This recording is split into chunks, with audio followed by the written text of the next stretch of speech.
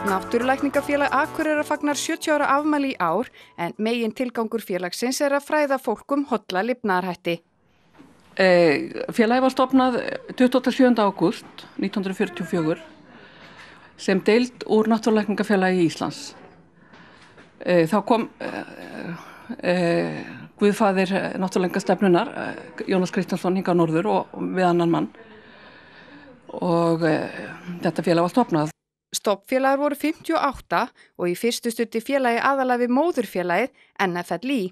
Félagið beitti sér fyrir því að bæjarbúar fengju aðganga að heimamöluðu korni og hvöttu mjög til aukinnar neyslu á grænmeti og ávöxtum.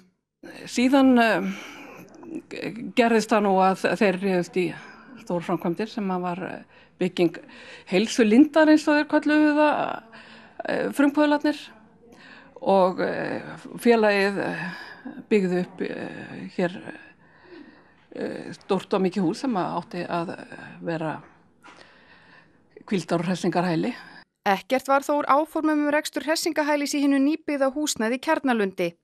Húsið var selt og söluandvirði notað til þess að byggja upp baðaðstöðu í heilsustofnuninni í Hveragerði sem og til uppbyggingar á Kjarna, félagsheimilis NFLA, en þar fer fram ýmiss konar fræðsla.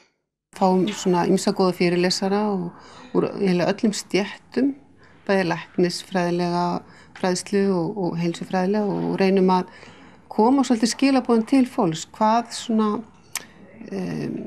hvernig best að snúa sér ef það vill breyta svona lífstíl, að við reynum að fá matreiðslunámskeið, við fáum Kolbrúnu Grasalækni, núna erum við að fá Guðrúnu Bergmann, Guðna Gunnarsson, við höfum verið með Marta Ósvald og marga svona sem eru svolítið þekktir, en kannski meira þekktir á Suðurlandi af því þeir eru svo ofta að gera eitthvað þar, svo aðra sem eru svona landskunnir.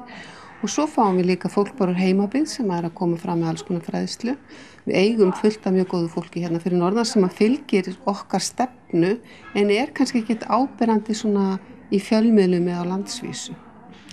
En við erum með yfir 400 félagsmenn. Þannig að við erum svolítið montin af því hérna fyrir norðan og sú tala fer út fyrir Akureyri, þetta ekki bara Akureyri, þetta bara allt Norðurlandið.